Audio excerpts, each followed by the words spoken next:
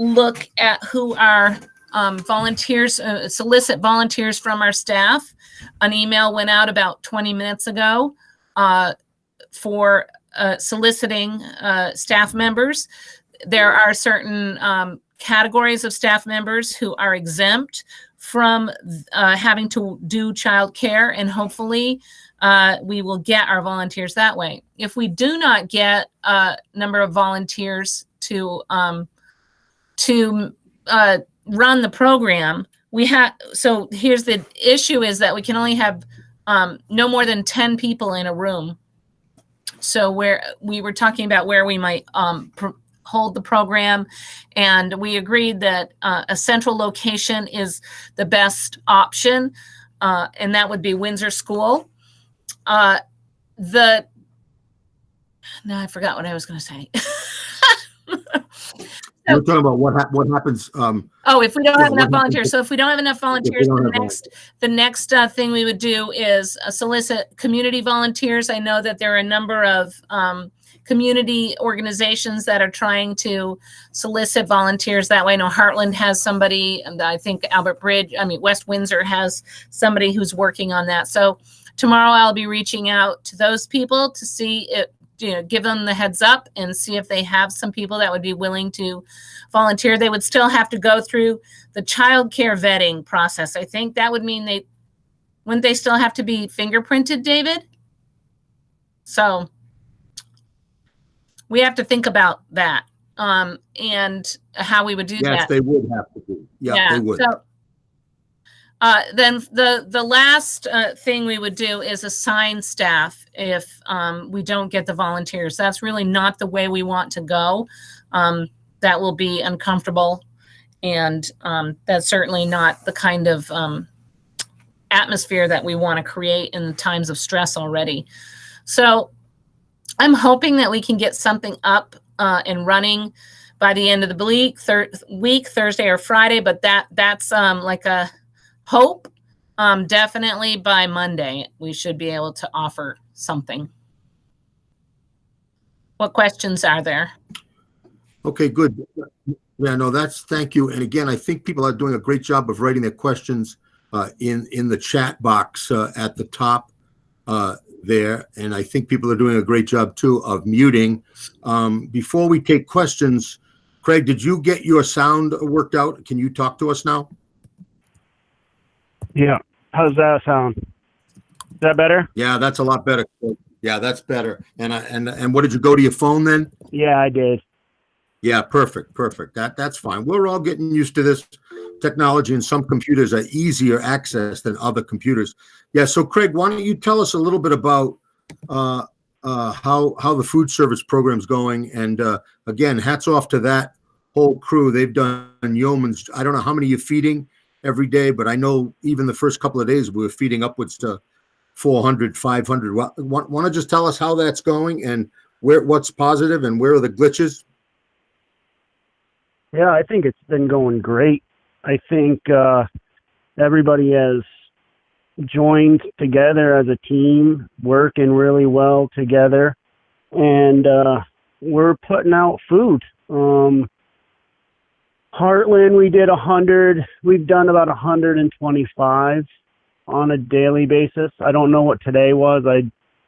But Wethersfield, Heather, as you all might know or might not know, Cliff, our lead cook, chose to leave last Friday on a 1 day's notice. And Heather, our assistant cook, stepped up and took the reins and has done an amazing job.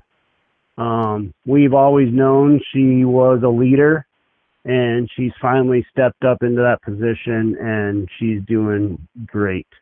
So they're up to about 200 meals. I know they prepared 200 meals today, and she was pretty confident that they would all go. Windsor is doing well. I checked in with Anton today. His numbers, he doesn't give me too much information, but he was happy, so that's good. one of the biggest things was West Windsor, and we discussed that today with David and Jen, and we're going to be putting meals on the buses on Wednesday, leaving from Windsor, so we should be able to reach more folks. We've got a lot, we've got a fair amount, we got a good amount of food. We've got plenty of help so far. I think we're doing great. So it's really wonderful. I know I keep saying this. I rode the bus in Heartland one day last week and went Wethersfield, and the bus drivers knew every single student's name on the bus route. I just find that amazing. Yeah, I know, Craig. I think you're absolutely right. And Craig, have you not been able to get a solid number out of Windsor yet? I have not. I think he was planning on doing about 100, and he didn't give me a number today. That's think okay. some of it is still the tracking, making sure everybody's doing the tracking on a daily basis. I'm going to check in with Anton tomorrow. I'm going to go to the school and see if I can get some more concrete number. Yeah, that would be great. And if you need me to help get those numbers, let's do it. But even with the numbers you gave me, and we assume 100 at least at Windsor, and I'm sure it's probably more than that. We are up around 500. So kudos to you and to the whole school for the work that's going on there. And I bet as time goes on, this may increase, because what we did by going into the summer lunch mode, you don't have to qualify for free and reduced lunch in order to be able to eat. So all of these families who are becoming unemployed or who are struggling, they're going to have the ability to grab food as we go around to these different locations, and we'll just continue to do that. And I bet those numbers will continue to go up. So David, go ahead, Craig. Let me just fill you in a little bit about Heartland. So seeing that Heartland has been in question for being able to provide free meals for all of their students. So what we've done was we printed off a school roster, and each bus has a roster, and then we're highlighting each person that gets a breakfast and a lunch. And today I took the rosters from last week, and if we feed 124 kids or 25 kids, and 50% of those kids are free and reduced students, we get to feed everybody for free. So if we can reach the 50% percentile, right, we can feed for free. So we did like 125 meals last week on the average, and we served 80, and 80 of those students were free and reduced. So we're well over the 50% now. Good. Yeah. Perfect. Hey, Craig, Perfect. This is Beth from Heartland and Hi. Upper Valley Farmers School and Vital Communities.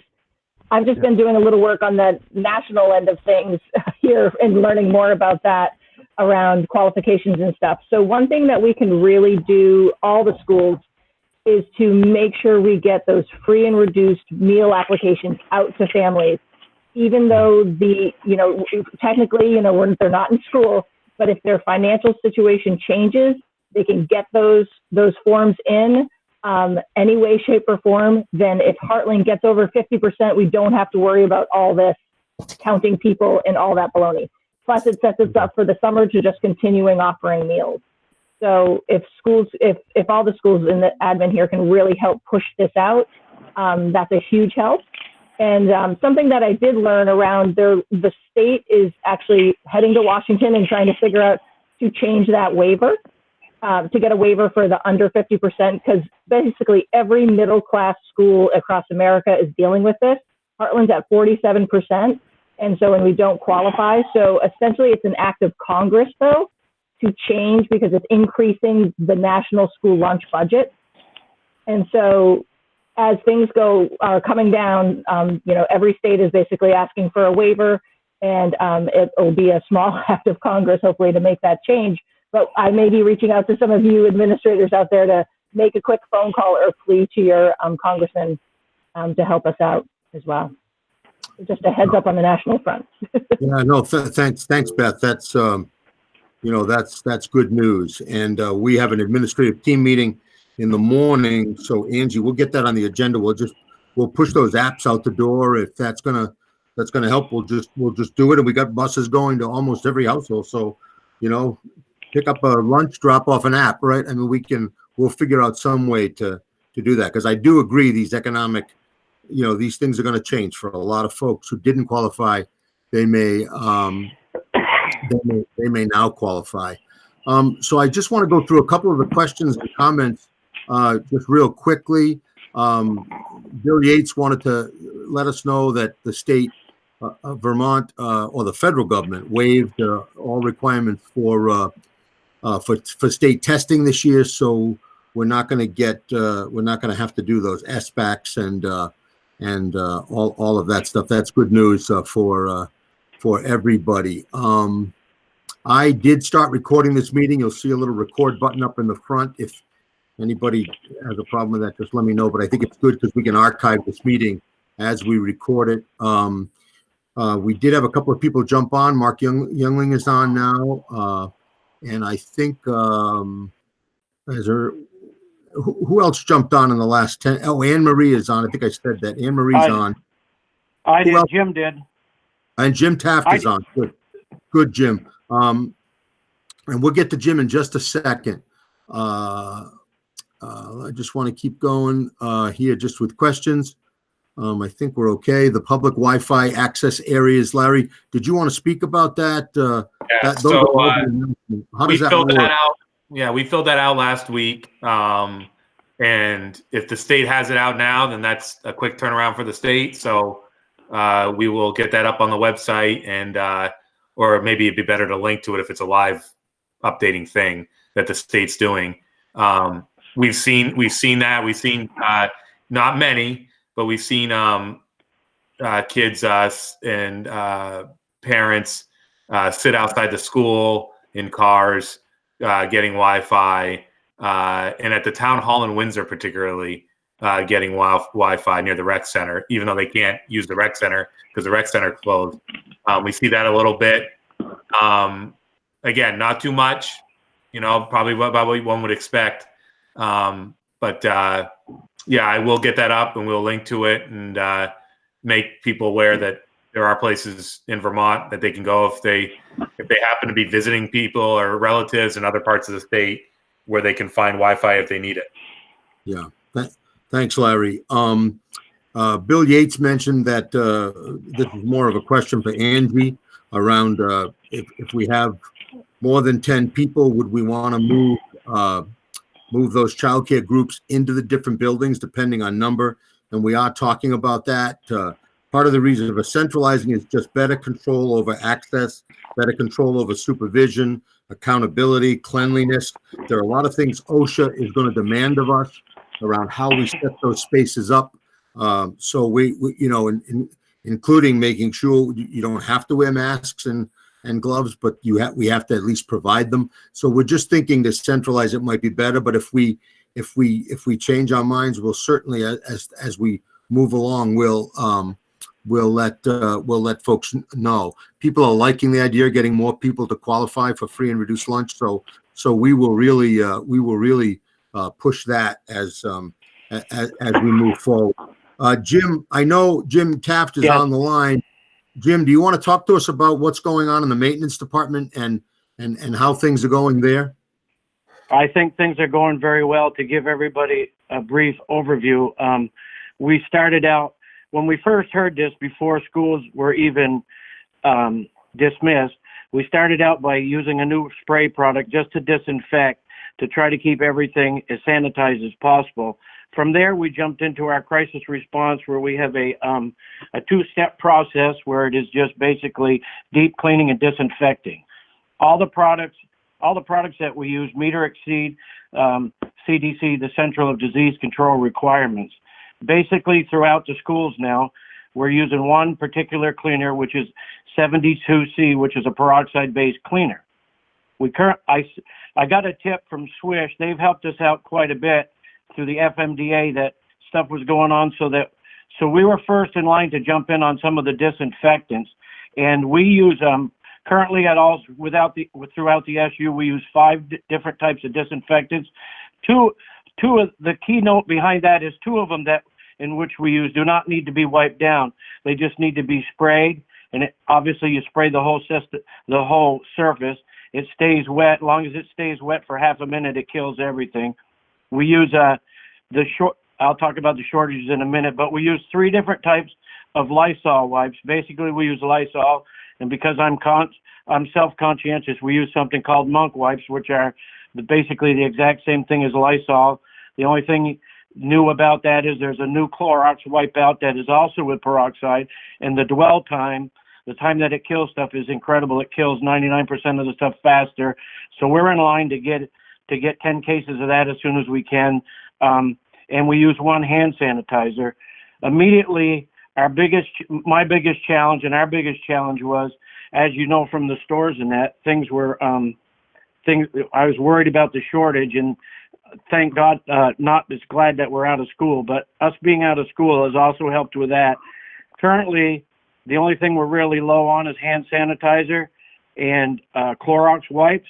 The lead time on all that stuff has been told to me at 5 weeks, and we've had our stuff on order now for this is the 3.5 week that we've had it on order. So we're basically cleaning and disinfecting everything that we can. We're following all the guidelines. Just the other night, we had to give everybody that was 60 or older the choice to either continue to work or to go home. And, we lost a dozen employees from that. So the staff is kind of stretched, but we're doing fine. Our biggest challenge, which is everybody's biggest challenge, is entry, re-entry, what people are touching, because at every building, we want to go back and make sure we spray that again. So we're really, the entrance of the building and who goes and who comes out will help us quite a bit. Besides that, our biggest touch services, our second thing, the biggest thing that I'm concerned about is any possible cross-contamination. So what we've done to try to fight that is, if you go into the AP room, for instance, at Wethersfield, and you clean that, we don't want to use sponges. We don't want to use the old style mops. Everything's recommended for the microfiber, and we're using champ wipes, which basically are like paper towels, but heavy strength of those. And so when you get done in that room, don't try to save money and save one by going into the other room. Discard it. So we got less people. We're cut 3/4 in half, but I think we're really doing good. We're not at no school is anybody tripping over themselves yet, but that's the only possibility I can see if this prolongs it. Our ultimate goal is to deep clean everything, disinfect it, lock it, start from the top, go to the bottom. When you're done with classroom aid, lock it, and hopefully we don't have to get in there. So if you picture us cleaning like we would at the start of school and everything like that, and disinfect, the only thing we're not doing is waxing, and that's where we stand. Thank you. Oh, that's great, Jim. Thanks. If there are any questions for Jim while he's on the line, does anybody have anything for Jim? I'm looking in the chat box. Anybody have a question for Jim? Yeah, Sean Whalen here. Go ahead, Sean. Hey, Jim. I'm wondering if there's any way for me to come work for you. Well, we obviously take help right now. If we get down anybody else, I'll take you up on that. But right now, I think we're pretty good. Yeah, Make clear, ahead, David, that's on a volunteer basis, of course. But Jim, I love everything you're talking about. You're doing an excellent job, and I would love to help. Thank you. We would do that. I hope you understand. the people that we have working in the buildings now are pretty much on it. If it gets to it, we would gladly take help, but I think we're good now, Sean, but thank you very much. Yeah, no, I think that's a very real offer, Sean. And we especially once we start opening up the childcare situation, Jim and I talked about this tonight. There are those exemptions for essential workers, right? And we're trying to be very careful around those exemptions. And Jim mentioned one of those. If you're 60 years or over, then you can't be required to work. And I won't go through the rest of that list, but we're trying to be sensitive. And also at the same time, we're also trying to keep everybody home, right? I mean, we want to do this social distancing thing to the best of our ability. And the only time we break out of the social distancing, and we don't even break out of the social distancing then, but the only time we break out of the homebound work is when we have to perform a task that's required by the governor, essentially. And that would be the food service and the childcare. Everybody else, we're trying to say, here's your assignment, here are your class of kids, just work from home. And I think everybody's trying to figure that out. Families are trying to figure that out. Kids are trying to figure that out. And I think in general, it's going pretty well. And any other questions for Jim or Larry or Craig at this point? Because Angie's going to stick around. And anything for those three?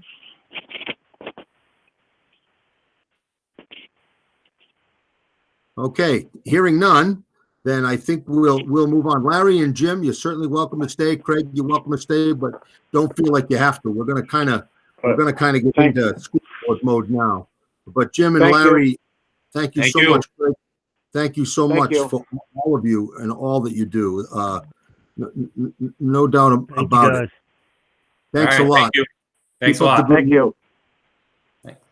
Yeah, I think with this online and remote format, the truth is, and maybe we have to keep an eye on this too, but I've probably met with more groups of people, more teachers, more committees, than I did when I was just down there doing that work. I think it provides that easy access. And, this job now, given this situation, requires such coordination that we're constantly online. So again, thanks to Larry for the Google Hangout platform and for the ability to do this. And I think our kids and teachers are getting used to it, and it's working. And hopefully it'll work at the board level. There's a bill. I don't know if it got passed today or not. Amy, do you know whether or not that bill got passed on the open meeting law? Amy's going to turn her sound on here. I have not seen anything yet. I know they were still working on it, though.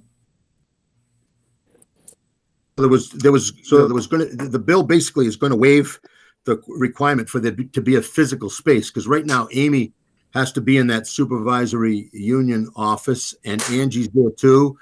Because she had the keys to let Amy into the building. We're taking good care of trying to germicide those rooms. But again, if we could meet like this without having to have a physical place, that would be great. So we'll keep in touch with the state's attorney's office and with that bill. The only thing we'd have to do at that point is just, work hard at how we advertise these meetings, how people could check in, and also how we were going to post that recording at the end of the meeting. I think that's one of the requirements in the bill, that the meeting be recorded. Any comments on that? Okay, great. I'm going to try. I am not a pro at this. I'm going to play a little trick here. I'm going to try to open up a window here for us that we are going to try to share. Hold on just a second. Can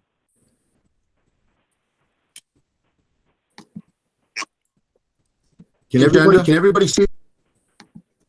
Or did that not work? No. Oh, yes. There it is. All set. Did it pop up? Yes. Those of you on the It phone, did. obviously, yeah, those on the phone, you can't see that. but essentially, I've got the agenda up on the screen so that everybody there can see. And again, for old codgers like me, this is new technology, but I'm learning as we go here.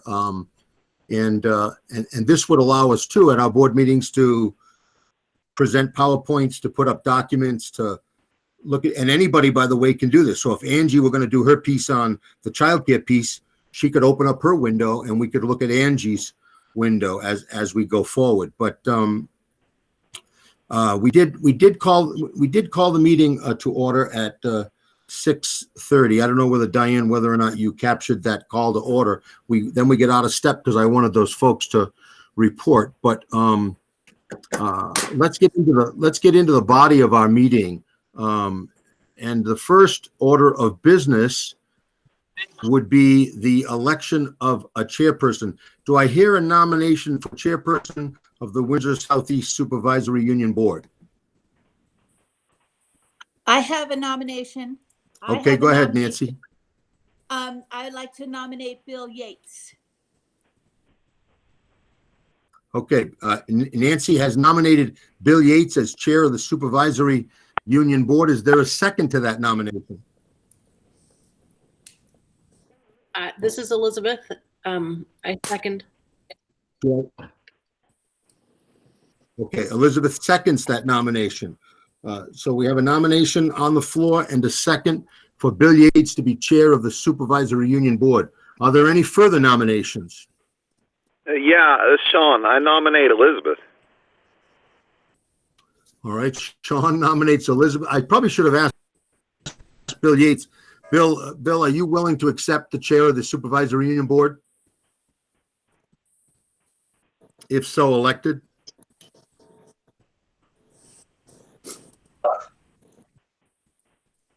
Yes, I do accept the nomination. Thank you. All right, Bill accepts the nomination. Now, let's go on to Sean's nomination of Elizabeth. Do I hear a second to that nomination?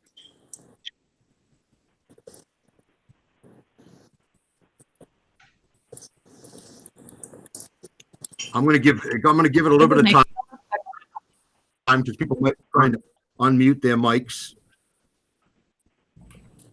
This is Nikki. I'll set. All right, Nick. He has seconded the nomination for Elizabeth Burrows to be chair of the Supervisory Union Board. Nick, Elizabeth, do you accept that nomination? Would you take on that role if so elected? While I really am flattered and appreciate the nomination decline.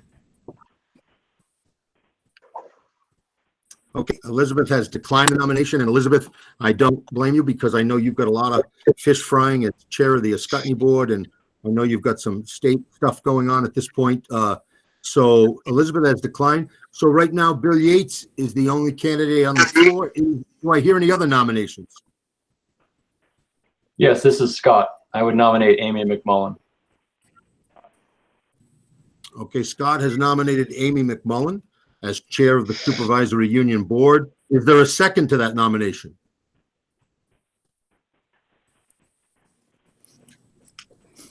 It's Colleen, I'll second.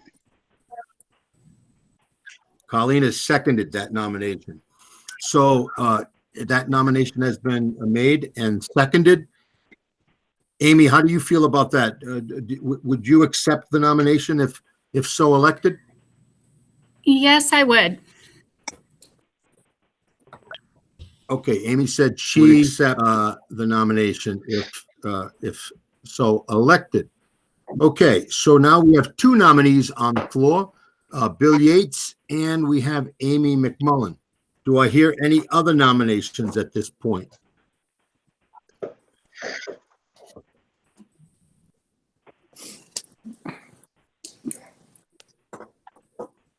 Okay, so we have essentially Bill Yates, and we have Amy McMullen. And given our technology, I'm trying to think of the best way to do this. I think it might be because I can't right now. Hold on, I'm going to get out of presentation mode here, just so that I can see more people in the chat room. I think I want to make sure that we have just board members in here. I'm looking to see. So it's Diane and Angie, the only ones who are non-board members. And this would only be the supervisory union members who would vote. So I think what I'll do is I will just, unless anybody has a better suggestion, I will just go through the roll. And I will ask you to tell me whether you vote for Bill or whether you vote for Amy. Does that sound like a good way to do this? Yes. All right, I had one suggestion in the chat box that that maybe if either one of them wanted to take a minute to just talk about this work and and why this interests them, you don't have to do that. Bill or Amy, do you feel like doing that, or would you rather just proceed to a vote?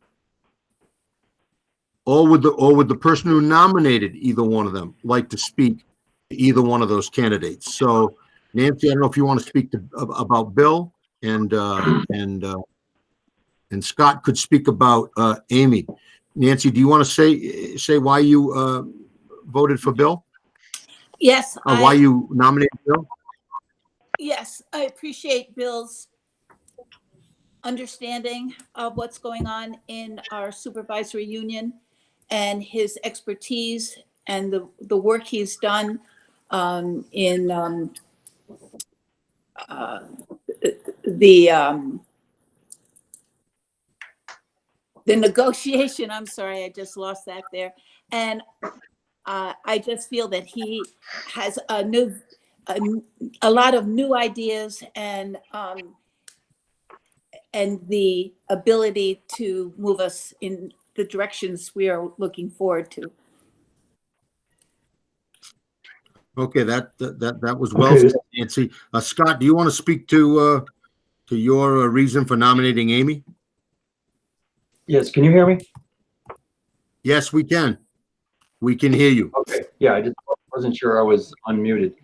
Right, so I've always appreciated Amy's fairness, and her experience at this point can't be denied. And I also won't be bashful that I appreciate her perspective, and I'm also a big fan of women in leadership, and so put that all together, and that's why I nominated Amy. All right, thank you, Scott, for that.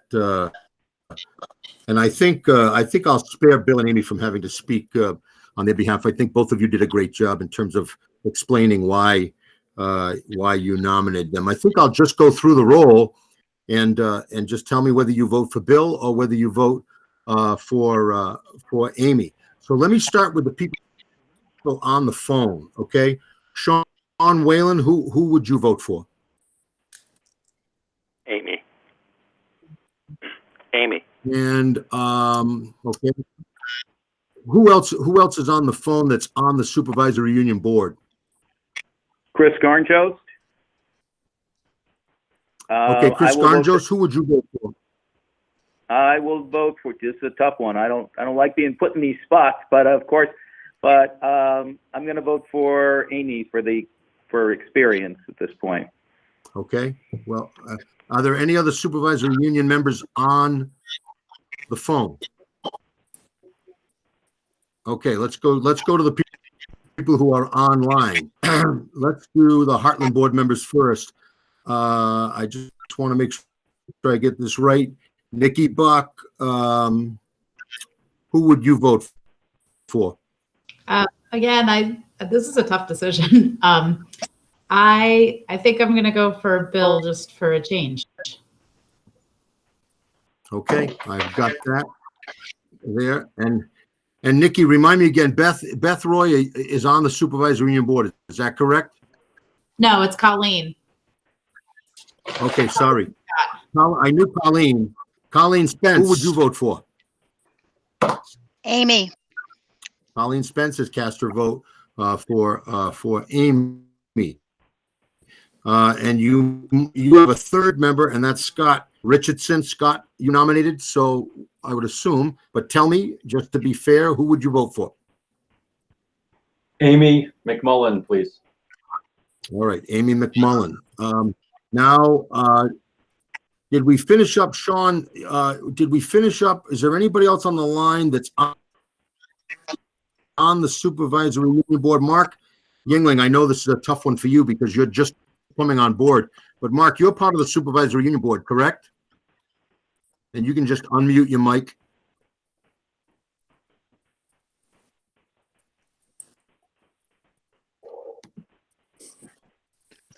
I believe I am, yes.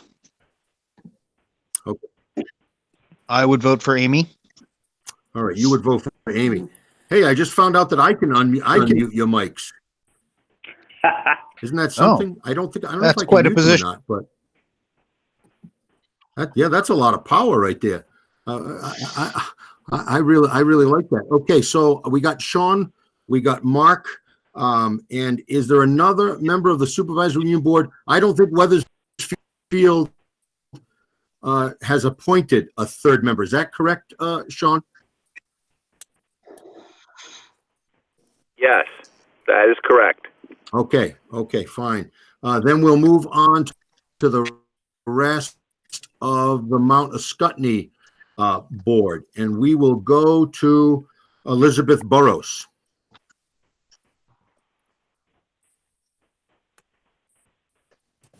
Who would you vote for, Elizabeth? Let me see if I can unmute your mic. No, that was a joke. You have to unmute it, Elizabeth.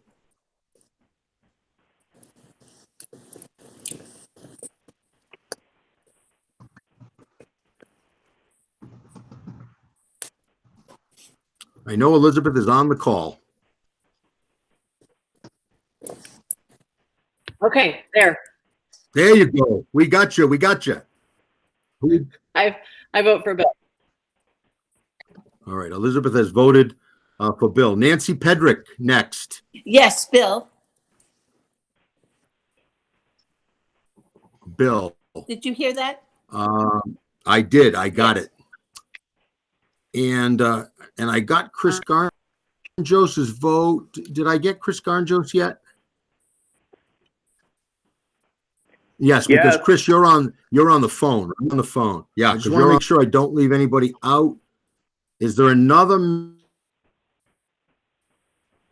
member? Oh, of course, Amy McMullen. How could I pass over Amy McMullen? Amy, who would you vote for? Should I make an assumption?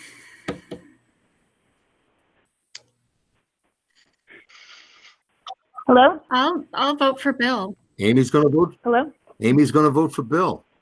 Wow. Hello? Who just said wow? Was that you, Sean? I love it. Oh, you guys are killing me now. Okay, so I think Bill. Hello? Hello, who's that? This is Ann Redmond. I was having trouble unmuting myself. Good. I'm on the SU board. There you are. Yeah, I'm on the Yes, SU Ann. board, yes. And I wanted Yes, to you- vote for Amy. All right, she's going to vote for Amy. And then I think that Bill is the last one to vote. Bill? Well, keep things consistent, and to show my appreciation to what. Oh wait, I'm muted, right? Okay. No, you're good. We can hear you. Okay. I will vote for Amy, just to show my appreciation. And There you go. Yeah. Yeah. This is an altruistic board. I like that. Okay, so that was more. Go ahead, Sean. In Spanish, they say muy caballero. Yeah, muy caballero. I like that. What does that mean? It means how gentlemanly of you. Yeah, Bill. Nice.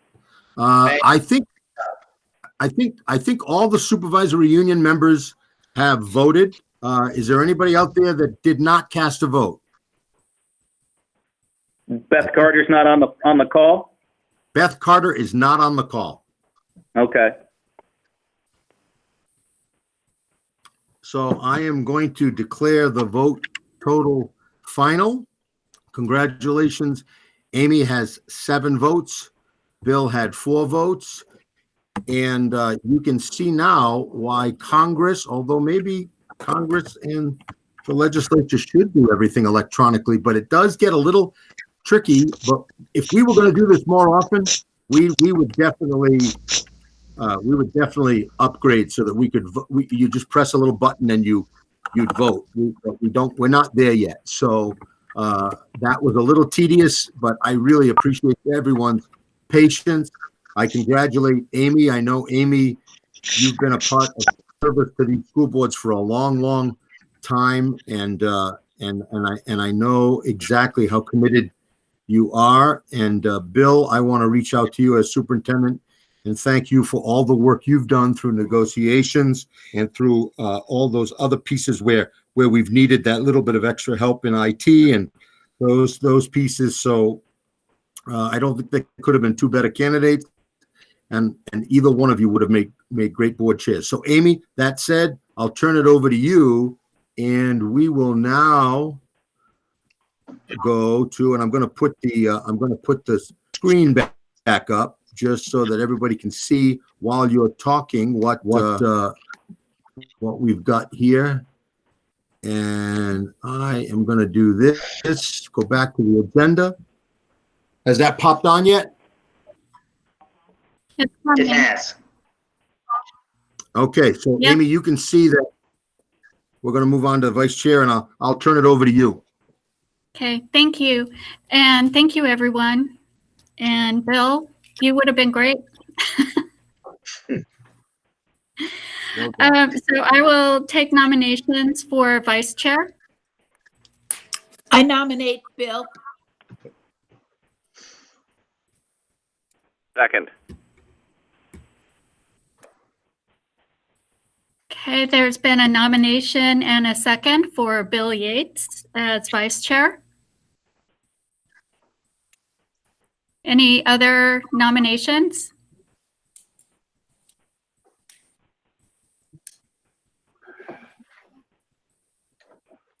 Hearing none, I will take, we'll have a roll call of people. We'll start with Nancy. Yes. And Scott. Bill. Elizabeth.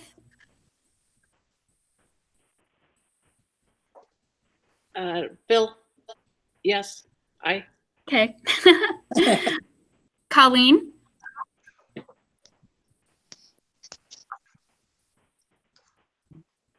Yes, sorry. Okay, Nicole.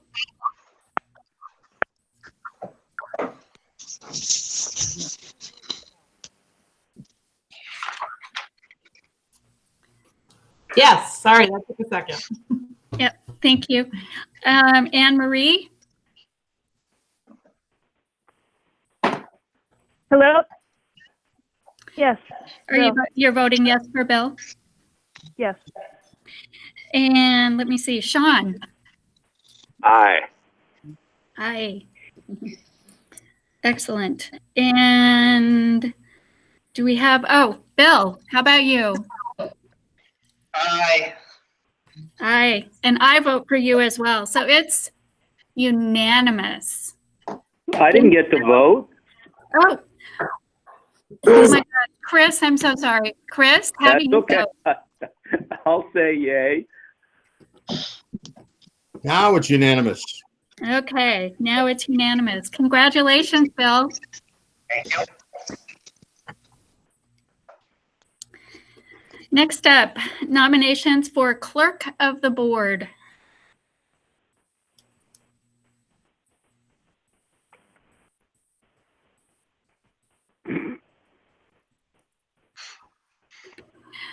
Does anyone recall who was our clerk? Was it Beth? I think it might have been Bill. I think it was me. Was that you? Is that you, Chris? This is Chris. I did. Yeah, maybe I did minutes for a for an SU board meeting. So I think Okay, it must have been me. I think it was. Yeah, you're right. I think it was you. Correct. I would rather not do it again, but I would If nominated. I'm afraid so, yes. Well, I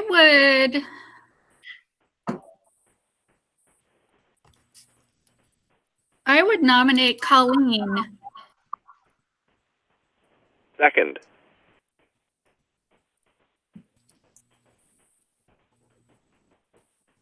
Colleen, are you interested in that?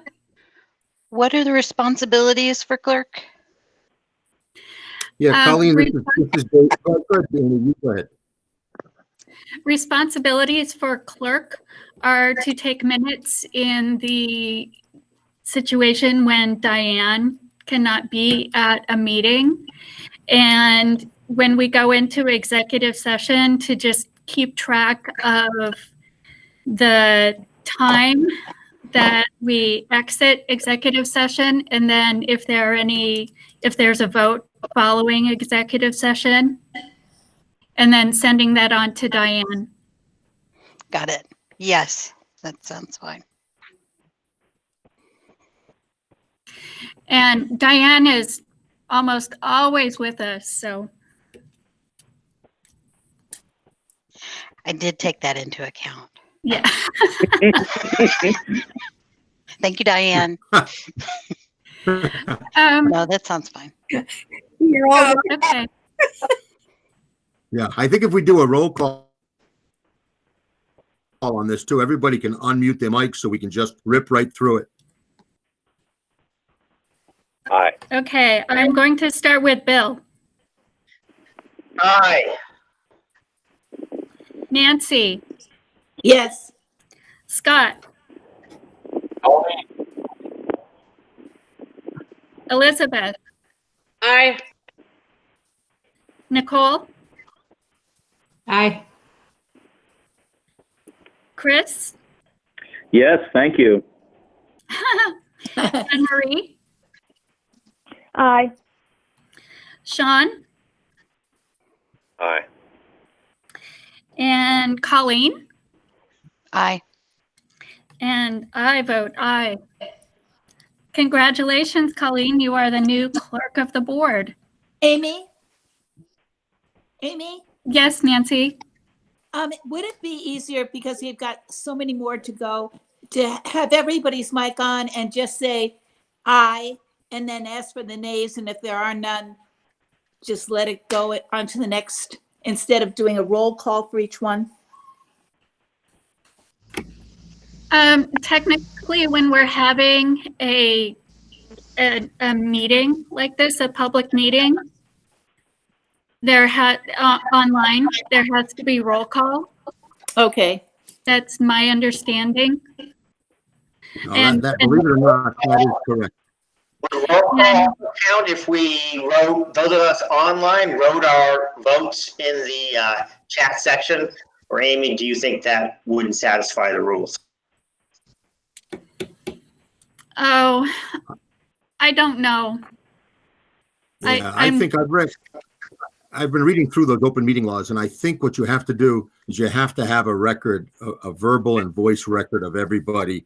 I don't check, because I think the chat room would be there afterwards. I don't know that it stays with the recording. Maybe it does, but I think if everybody just keeps their phone on, we rip through those names and we just get an aye or a nay. I think when we get down toward the bottom and we're just designating people, that's different. If you notice down as we get to budget committee members, signers of the manifest, those aren't as much elections as they are designations. I think we could dispense with a vote on those. Right, I think so too on those. Amy, this is Elizabeth. Just for clarification's sake, I believe that it is a voice vote if it's for a policy, like just a regular vote. And then if it's not unanimous, then you can roll call. For elections, it has to be done by roll call. I'm sorry, you kind of garbled that last bit. Okay, sorry. I believe that for policy matters and things that the board is just doing a yay or nay on, that you can do a regular up or down vote, but and unless there's somebody who objects, and then you go through a roll call. But during an election, it has to be a roll call. Right, that's what I was thinking. Thank you. And I know it's really tedious, so let's, as David said, we can just all unmute our mics and zing through these next two.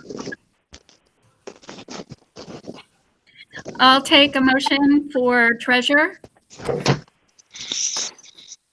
Who is the current treasurer? Is it me? Scott? What does the treasurer do? I think John's the treasurer. I was the treasurer last year before. I think Sean is the treasurer. That's right. Sean, are you interested in continuing? Love to. I nominate Sean. I second. I second. I second it. Okay, so we have Sean nominated and second. Bill?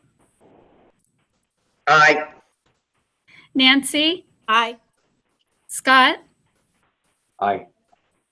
Elizabeth? Aye. Colleen? Aye. Nicole? Aye. Anne Marie? Aye. Chris? Aye. And I vote aye. And Sean? Can I abstain? Well, with the exception Amy, of should the Mark one- be voting? I'm sorry? Amy, this is Mark Youngling. Should I be voting on this? Oh, Mark, yes. I'm so Aye. sorry. To continue Aye. on? Aye. I'm so sorry, Mark. That's fine. Thank you.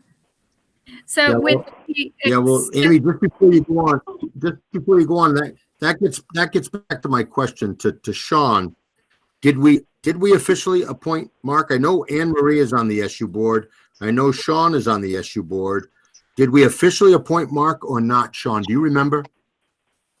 Well, it's my recollection is that we have not designated that third member yet.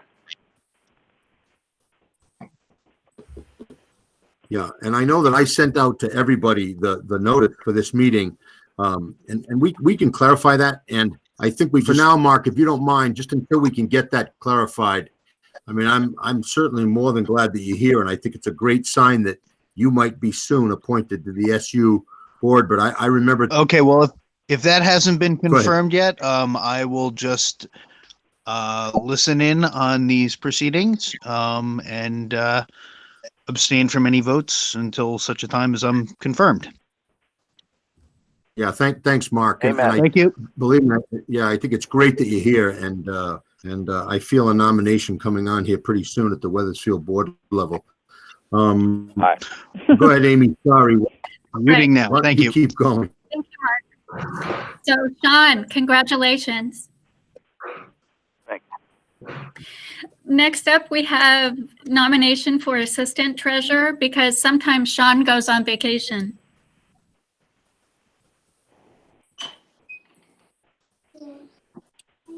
Yes.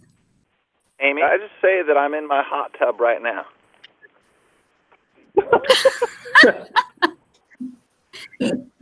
Your pajamas in there. I know, that's kind of showing off.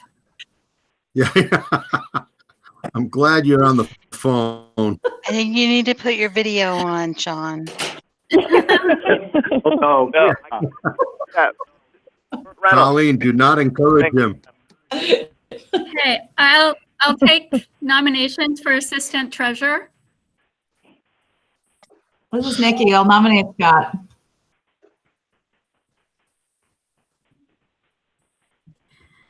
Second. Is there a second?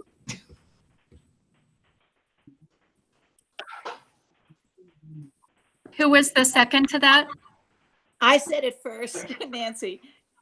For the pun. All Yeah, right, Nancy Nan- beat him. Whatever. Okay, going down through the roll call. Bill, Aye. Yes. Nancy, Elizabeth, Aye. Colleen, Aye. Nicole, Aye. Anne Marie, Aye. Chris, Aye.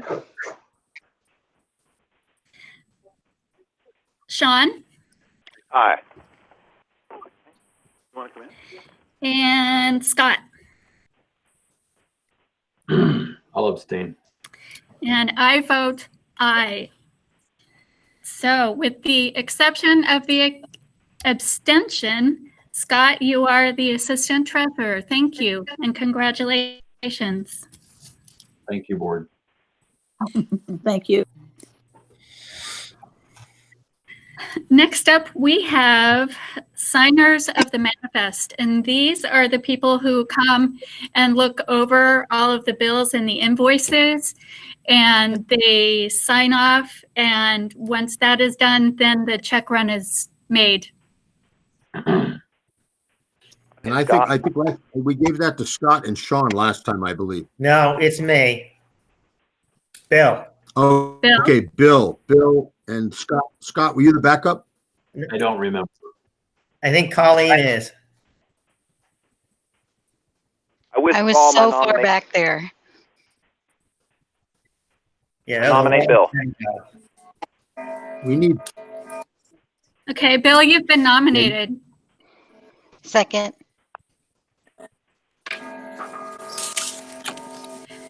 Colleen, I nominate Colleen. I second Colleen. Oops. She's our clerk. I suppose she could do both.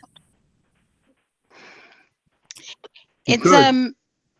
I don't mind doing it, but it's kind of a hard job for me when I'm actually it would be fine now because I'm at home, but I work until 5, so Yeah. isn't it kind of running to the SU office has been a challenge for me. I'd be willing to be the backup. It's convenient. Who's This that? is Chris. Chris. Chris. Chris, good. I nominate Chris. Second. Okay, so we have Bill and Chris.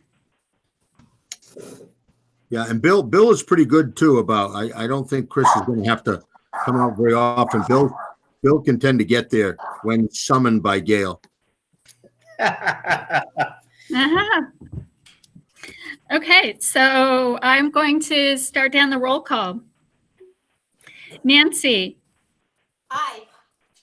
Scott, That's an awesome slate. all right, Elizabeth, Aye. Colleen, Aye. Nicole, Aye. Anne Marie, Aye. Sean, Aye. and Chris, Aye. and For Bill. both. Aye. All right, and I vote aye. We have unanimous. Cool. Now, rather than electing budget committee members, I will take a couple of volunteers. This Great is idea. Colleen. I want on. I'm hoping that there will be no negotiations next year, so I will do it again this year. Okay, I nominate Bill and Colleen. okay. Second. So, that's excellent. Are we feeling like we need to vote on them, or shall we go with? Should we just say thank you very much for volunteering and we appreciate your service? You're welcome. Thank you. Yeah, thank you. And last year, just You know, last year we had a representative, I think, on the budget committee from each of the boards. I know it says 2 on the agenda, but we have the Mount Scottney board represented. We have the Heartland board through Colleen's generosity. Do we have a Weathersfield board member? Because it does not have to be limited to 2. Is there a Weathersfield board member who would step up? This is Sean. I would be interested. I would not, so it's cool for Sean to do it. Sounds good. Okay, so that, yeah, I think, David, you're right. That makes a whole lot of sense to have each of the districts represented. And we did meet a couple of times last year, right before the budget went to the SU board. So it's just nice to have a board rep. Those 3, that sounds great with those 3. Okay, thank you. And now designation of official newspapers. We have used the Valley News, the Eagle Times, and the Vermont Standard. Exactly. Sounds good. Hearing no objection. Sounds good. Okay. So if something comes up, like the Mountain Times sent a little notice that we could use them as an official newspaper, but I'm not exactly sure how much that is distributed. But if there are other ideas of, if new things come up, we can about that in future. I've got a question. This is Elizabeth. Yes. Heartland people, can you tell me whether Kurt Peterson is writing for the Mountain Times? Yes, he is. Yes, he is.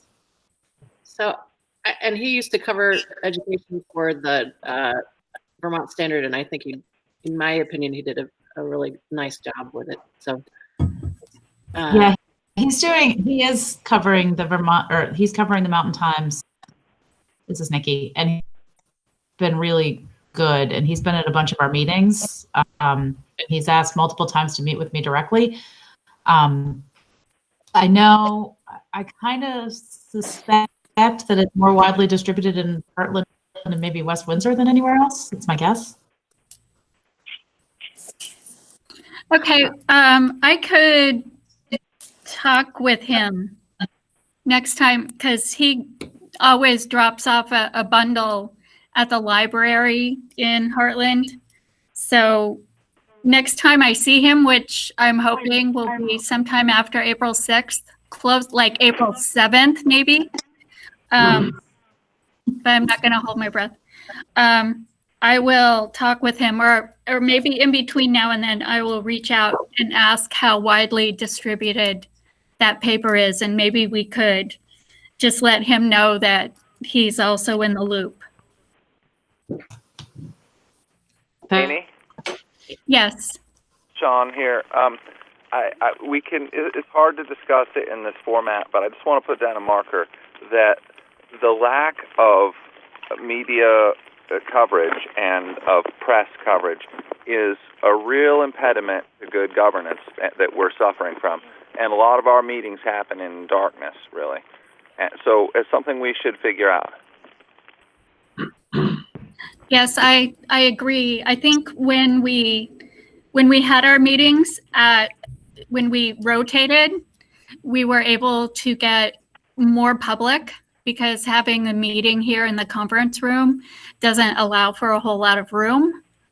Also, we had either Windsor on Air or the Springfield or CATV and Heartland. So maybe when we get to our next bullet point of establishing a meeting day, time, and place, we can talk about having at least once we kind of get out of our current situation, that we can talk about rotating to the different schools again.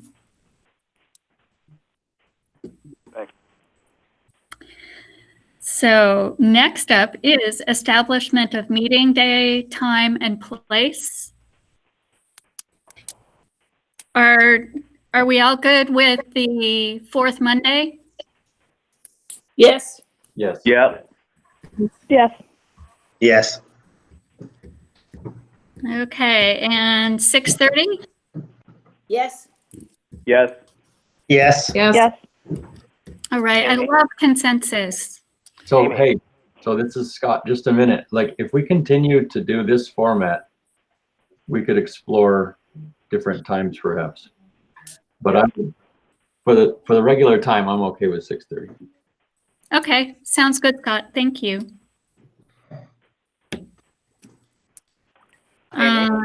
Yes. If we could find a way, I've been thinking about this for Wethersfield, if we could find a way to meet outside. No, I'm serious. I like it. I like it. It's what we're asking our students to do, and I want to do it.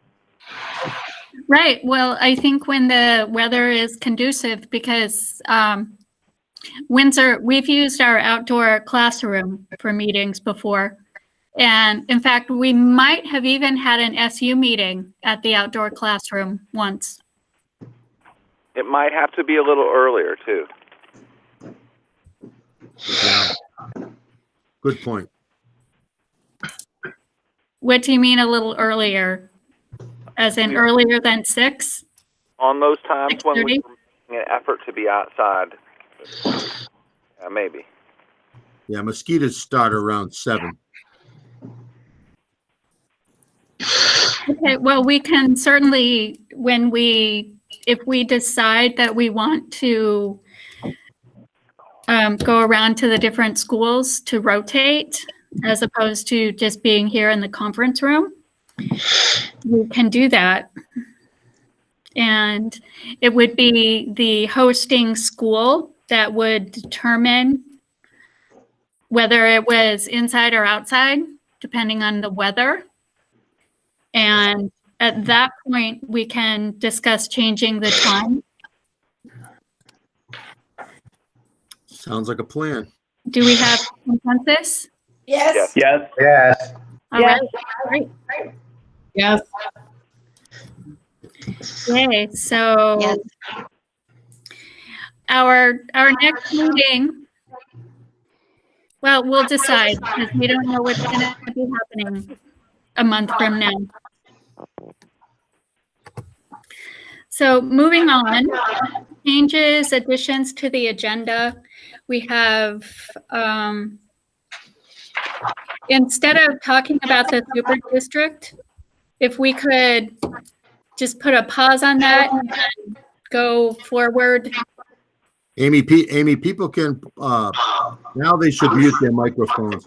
Everybody should mute your microphone now.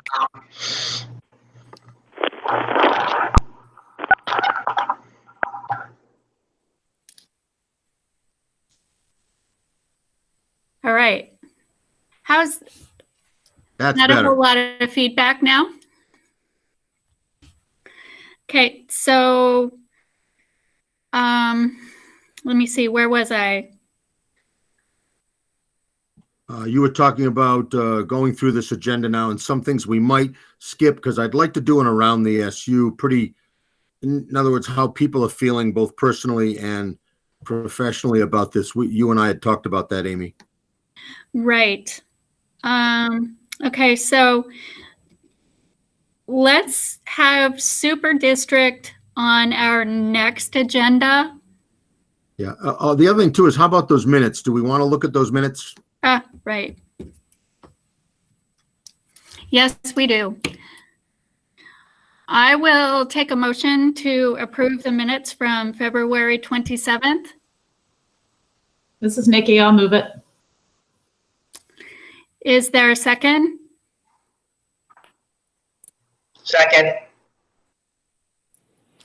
Were there any changes or anything that needs to be clarified in the minutes?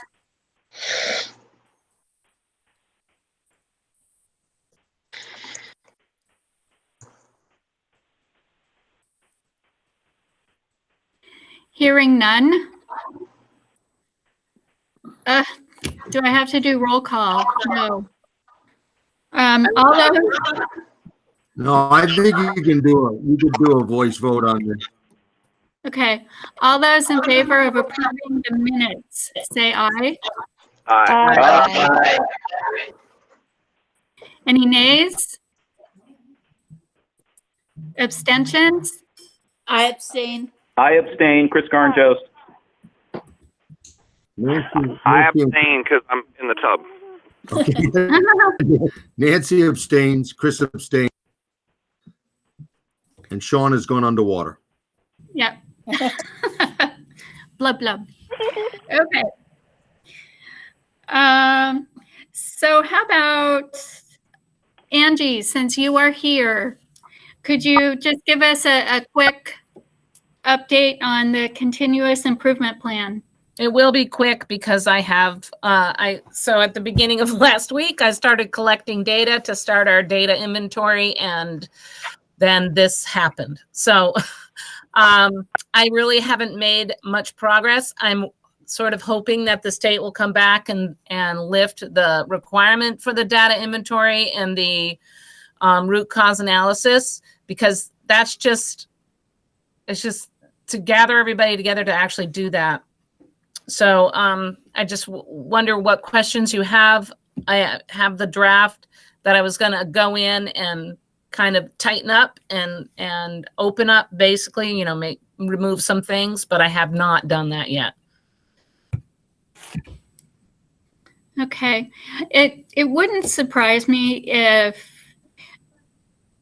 they either push back the deadline for a lot of the reports that need to be turned in, or even say, okay, we're just going to go with next year. But yeah, so the continuous improvement plan is required before we can submit our consolidated federal grant. So I'm hoping that they lift that data inventory requirement. I mean, because we've always done part of the continuous improvement plan is an analysis with statements. It's just we never had to provide, you know, what the exact data was that we looked at, and we didn't have to provide a root cause analysis. And each building has to do that. So I'm hoping, I mean, the grant isn't due until July 1st. So, well, it's really not due July 1st. If you want to have preference, everybody aims for July 1st. Right. But, if we want to be able to offer contracts for summer school workers, it would be really nice to have the grant submitted and just waiting for Secretary French's signature, so that I can offer them contracts. So that's really what the deadline is. It's more or less so we can put the application in earlier. Okay, so we'll just kind of keep an eye on what the state, any changes that the state will be making. Right. As I've, get the childcare program up and running, I'll be able to move back to that. And so hopefully next week will be a little bit calmer. Right. Isn't it amazing how our priorities have just completely flipped? Yes, absolutely. Well, Thank you, everybody. Thanks. Did anyone have questions for Angie?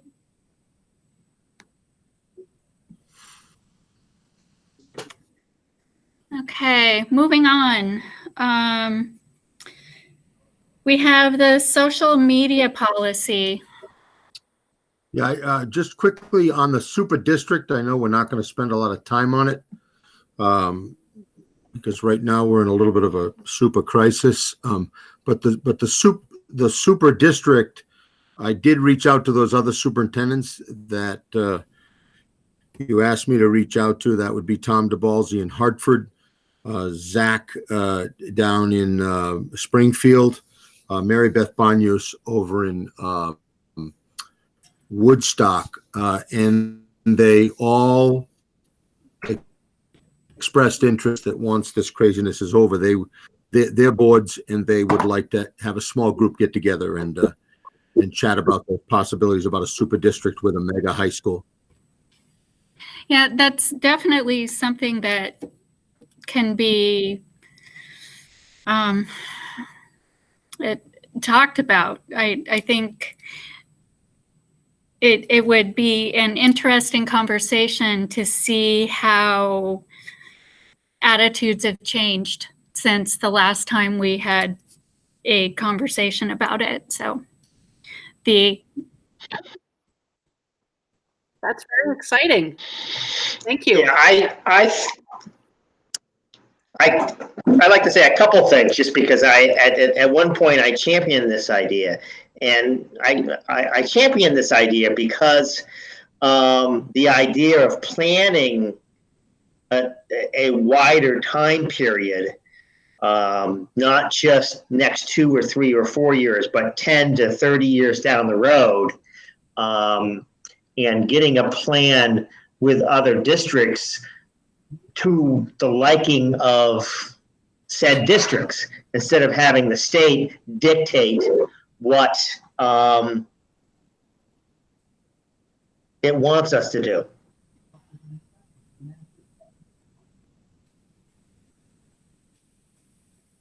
Right. Yeah, I think having the conversation and maybe getting the ball rolling. Scott just put a message in the chat that governance is the key issue, and he's exactly right.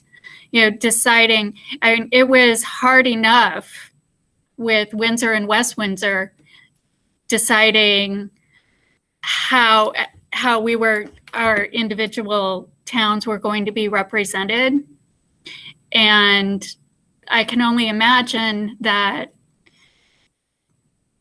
it would be an even larger and perhaps messier conversation with Hartford, Windsor, West Windsor, Springfield, Wethersfield, Heartland. Yeah, I like to pitch in a little bit of disagreements on that, and the fact that it was difficult in Act 46 because we were under a time crunch. I think the role that we as a board would take would to start the ball rolling and to create buy-in from the communities first, instead of doing it basically backwards of what Act 46 was, and creating governance before buy-in. I mean, when you're looking 20, 25 years down the line, when you have 2 of the high schools becoming end of life, that really is a motivator to begin that discussion of what might it look like for us to be in a single SU, and what would it look like, you know, to create a regional high school, which is the only logical place to do it would be, I believe, right off Exit 9. And how would that look in 30 years? Because, like I said, there are 2 high schools that would have to be replaced, which would be Springfield and Hartford. Neither one of those buildings are going to last past 25 years. So, I mean, just to take that long-term approach and go like, okay, what would it look like? How would we do it? What would be the advantages? And it's not something that we have to bang out the details of governance first. Right. Just, it's, yeah. It's a hurdle, though, even to start talking. So just, it will be interesting conversation. I never find it a hurdle to talk. No. Okay, thank you, David. So next, social media policy. Yeah, I think we did pass out that last draft that we spent a lot of time on in Wethersfield, and I'm sure that all of a sudden our focus, as Amy said, what becomes priority changes pretty quickly at times like this. And quite frankly, in the last few weeks, I have not had a chance to really dig in. I'm beginning to learn a lot about social media and how to keep in touch remotely and using, technology, and some of the issues that have come up with this remote learning have been around, the nature of, what can be shared between these platforms, what kids should be sharing, whether kids should be able to start video chats or they should be able to start Google Hangouts themselves, who's going to monitor that accountability. So I think in just the last week, life has become exceedingly more complicated in this area. And I think it would behoove us to just kind of put this on the back burner and let's just get through these next month here, weeks, months, God only knows. And then we'll revisit this at that point. Do people agree with that or not? I do, just because. I agree. Yeah, I agree, just because I agree. this is just a really big issue. And it'd be better to do it right than to jam it into all the other things everyone is working on. Yeah, and I heard other people say they agree. I mean, just as I'm sitting here, I've got my Chromebook in front of me and I've got my computer behind the Chromebook, and we've just had 2 or 3 new directives just in the last hour and a half. So, we just all have trouble keeping up with this. And I love the way that, you are all trying to centralize messages in your towns and in your individual districts. I think that's important. The town managers are all working well together. I'm trying to, I didn't do it today. I thought I could get to it. I will tomorrow. Put out another little general overview with some of the recent changes to our parents' communities and staff.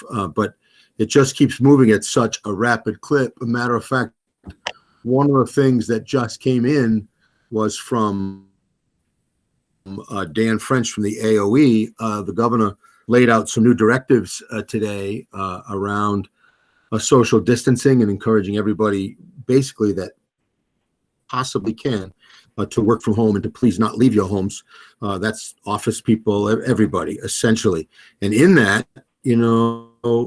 Dan French, the Secretary of Ed, recognizes that, we're still putting those quote unquote essential workers, police, fire, our hospital workers, and quite frankly, in our case, our support staff and food service staff as they continue to pump out these meals. So he claims that in the next 24 to 48 hours, we're going to be given some new directives on how we're supposed to do that or what precautions we're supposed to take.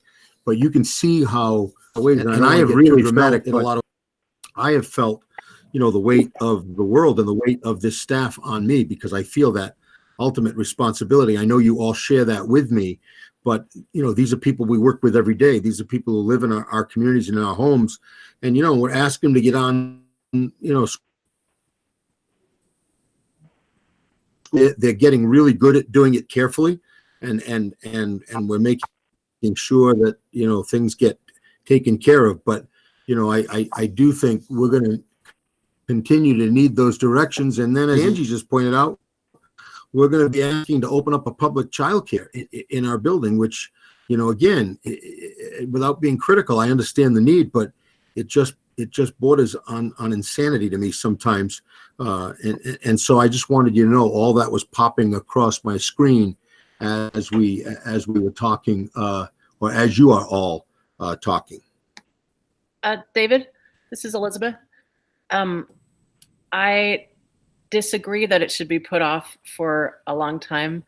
I think that what we might consider doing is pressuring the VSBA to come up with a policy, because the more that, as we're temporarily distance learning, but if we're going to do this long term, we really should have a series of policies to clarify different online roles.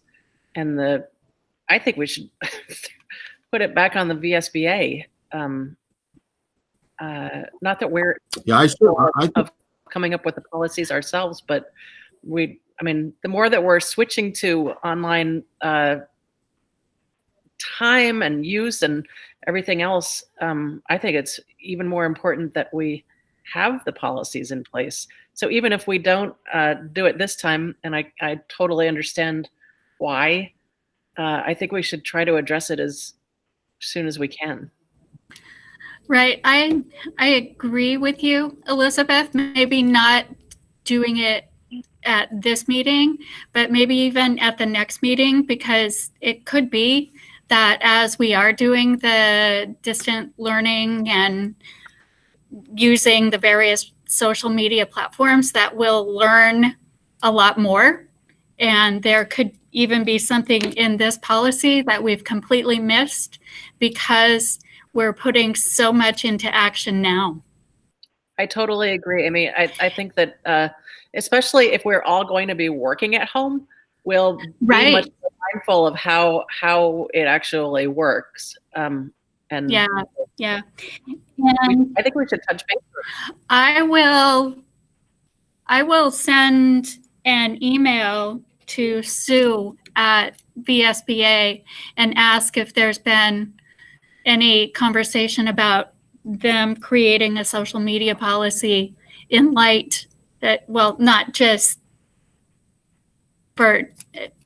because of what's happening now, but I mean, it's something that's been needed for a while. So thank you.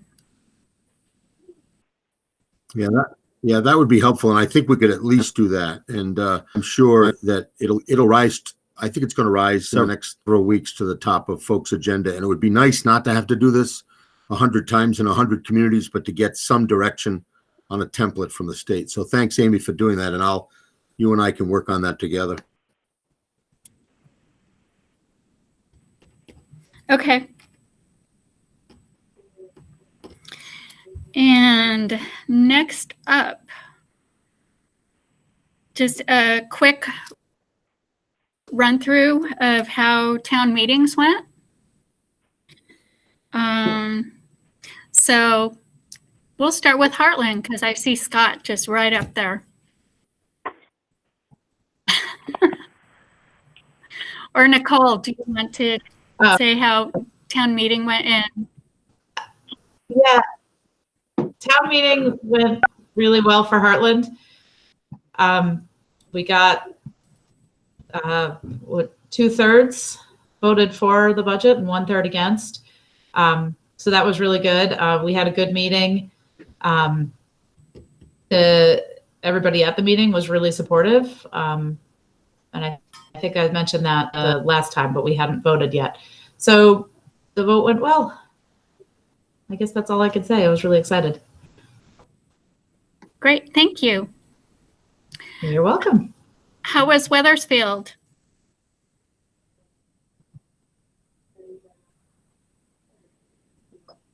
Or did Sean just? Is Sean there? Or I can sort of do it if he's not around. Well, our town meeting was sort of focused a lot. Okay, our town meeting was focused on the solar going up on our roof, and people were really there was a lot of stuff about that, and they sort of wore themselves out with that, I think, and then there weren't a lot of questions really about the budget. But they did. Our athletic budget sort of came under fire a bit because our athletic director's salary is now $15,000, and people were like, "I remember 8 years ago when we only paid $500 for that," or whatever it was. And so it was that seemed to be a real sticking point for a lot of people with the budget. In fact, some people said they were going to vote no just for that very reason. So that was kind of disheartening because we did a lot of research on it, and we're actually not out of line with our salaries in our athletic department. But that's something that I think we're planning to revisit, just to see if there's anything else that can be done, because it really seems to bother a lot of people in town. And I forget, there was one other issue that bothered people, but the new drama program. They didn't like that we were spending $4,000 for our drama program when people used to do it for free. But we don't have volunteers that want to give that kind of time anymore. So, you know, we had to pay somebody. So that's another thing that maybe we'll talk more about. But our vote actually came down to only 8 votes. We passed, but by 8 votes. So. Right, I had heard that. Yeah, it was pretty rough, but yeah, we're going to try to get the community more involved. It seems to be that people don't know what's going on. Like, nobody knew about the solar. So that was kind of what a lot of people were upset about. It just seemed like we need to get out there more. So I've been trying to, well, I mean, we only had one meeting, but I'm trying to go on Facebook and let people know when our meetings are and what they're going to be about. And then after the meeting, let them know what was decided. Seems to be a good way to get in touch with a lot of people in our town. So we're going to give that a try. Right. Okay. Thank you, Anne Marie. You're welcome. And let's see.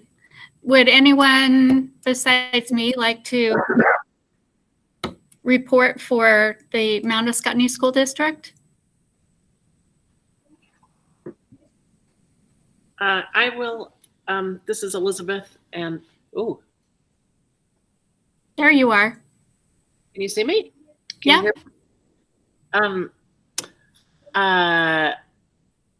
We had, I think, about, let's say, 8 people from Windsor and about 13 people from West Windsor.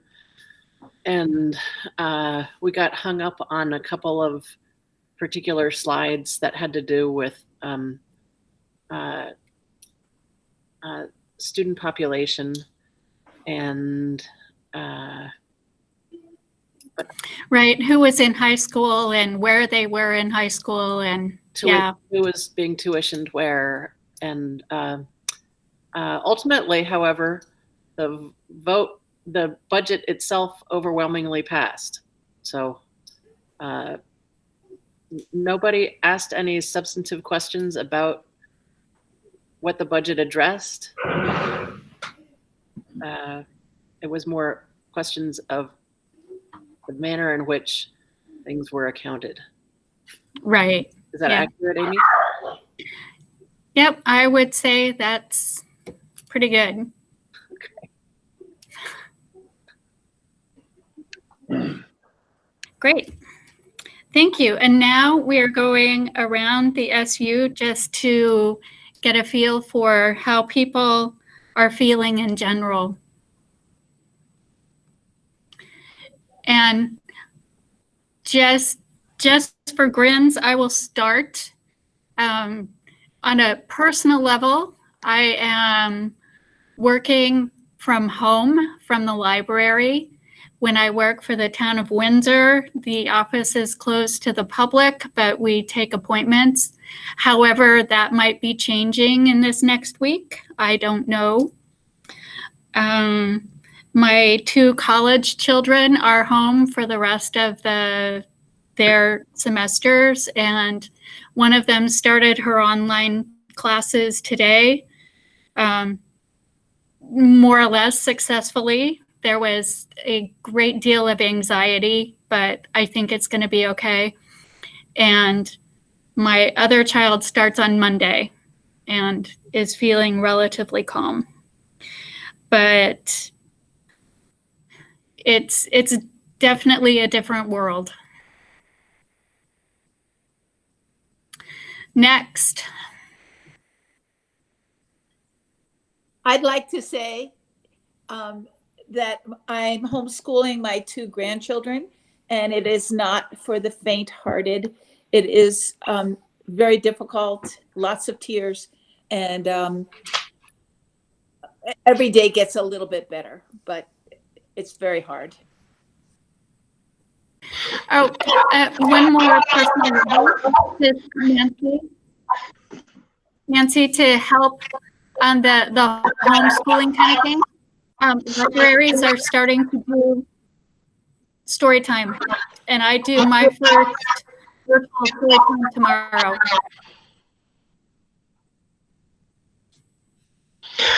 I'll chime in. I can't understand you. I didn't understand what you said about story time. I'll message.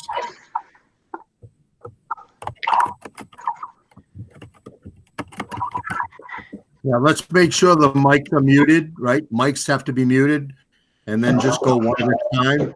Bill, you're up.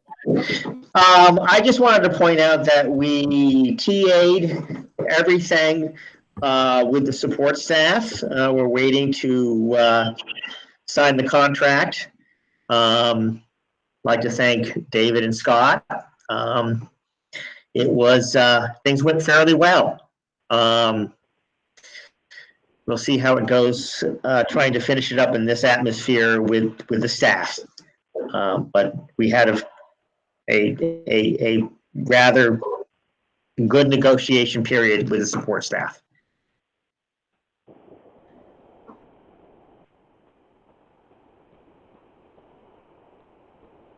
And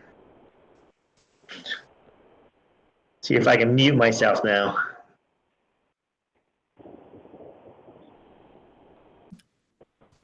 Someone want to go next? Scott, you seem ready. Nikki, I can head next.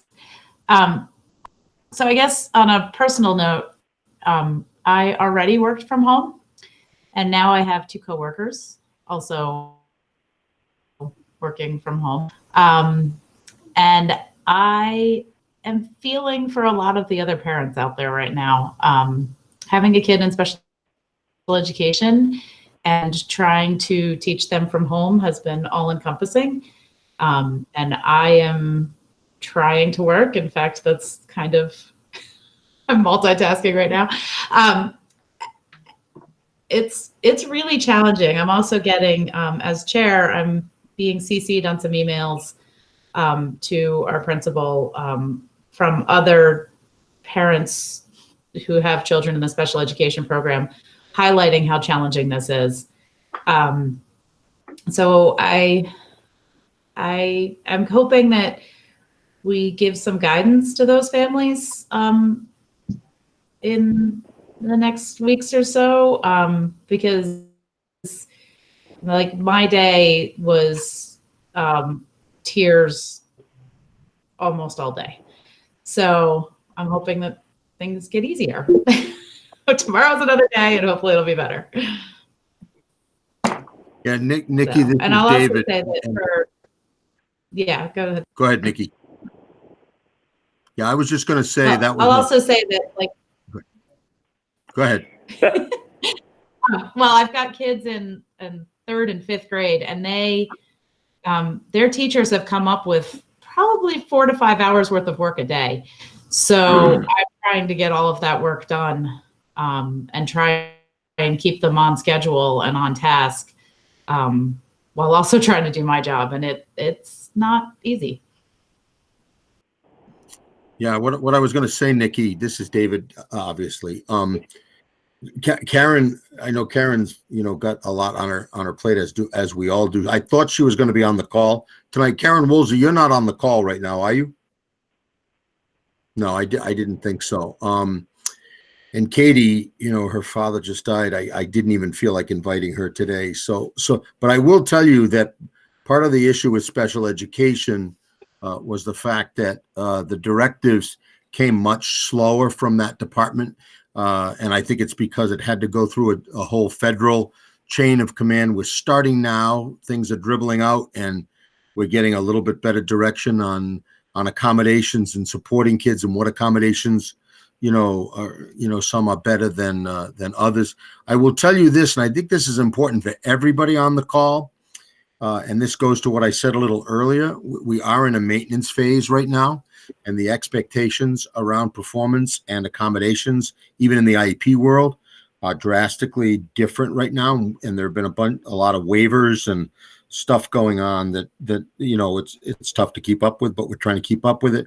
My guess is we're going to be gearing up next week, and I think that was also in the body of Dan French's letter that just came out tonight.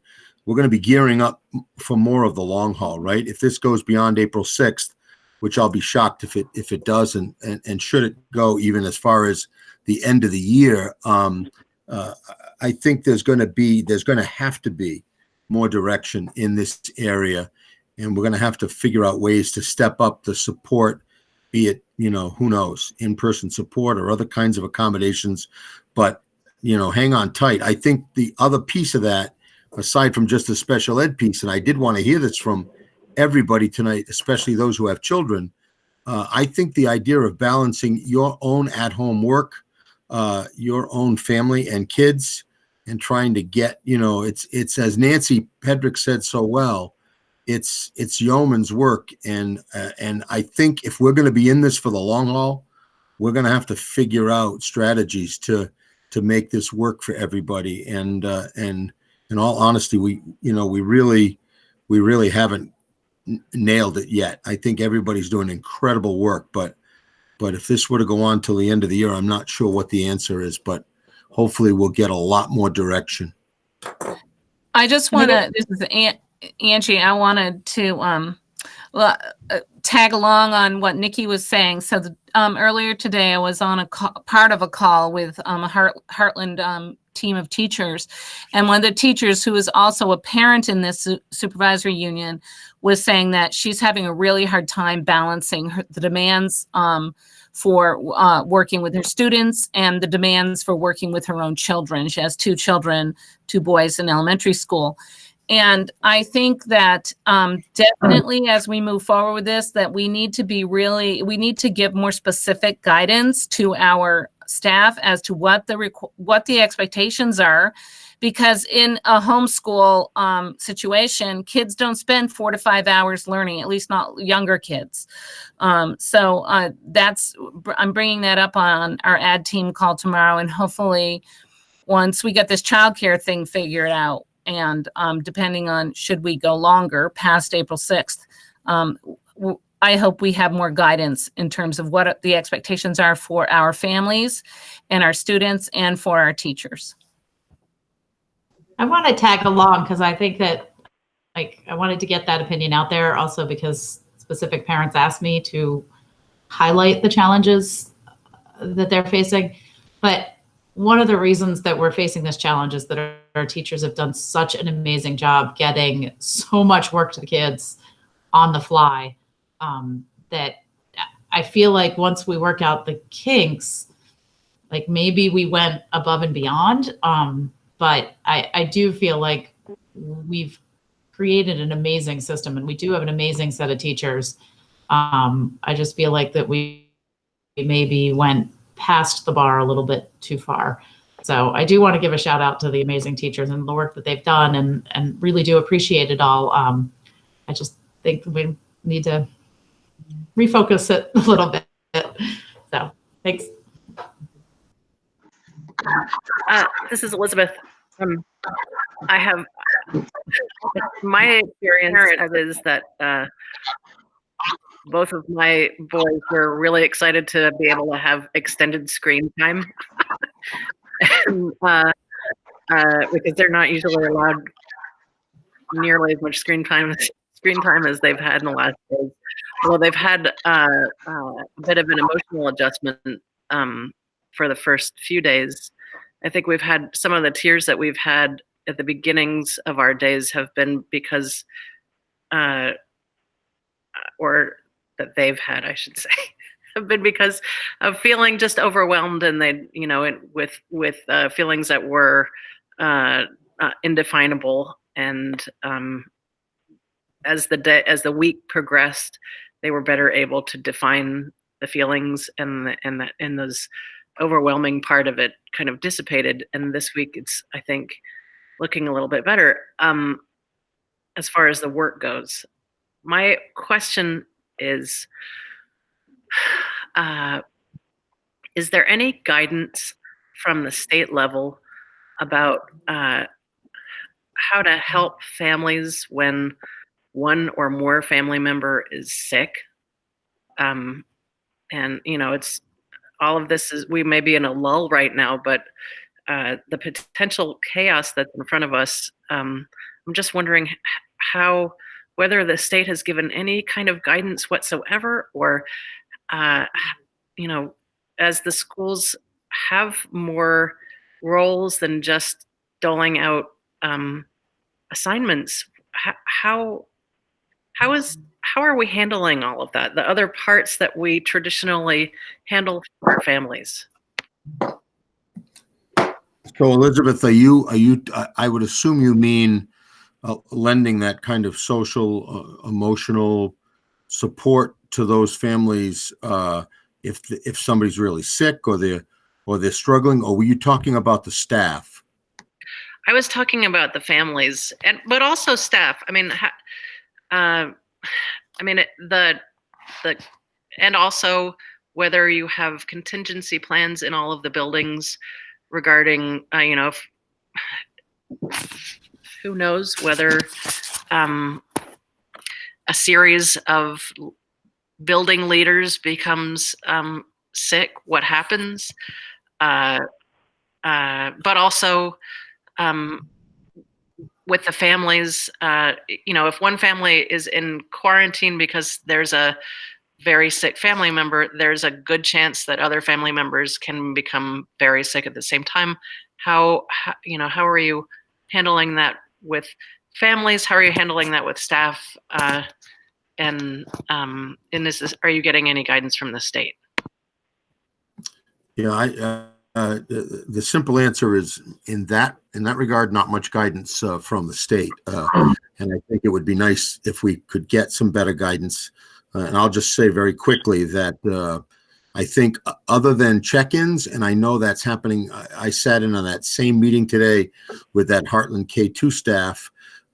It's just amazing how they're tracking those kids, they're tracking those families, the school counselors, the HCRS, the nurses. They're just doing that heroically, really, but not with a lot of systemic, fortitude.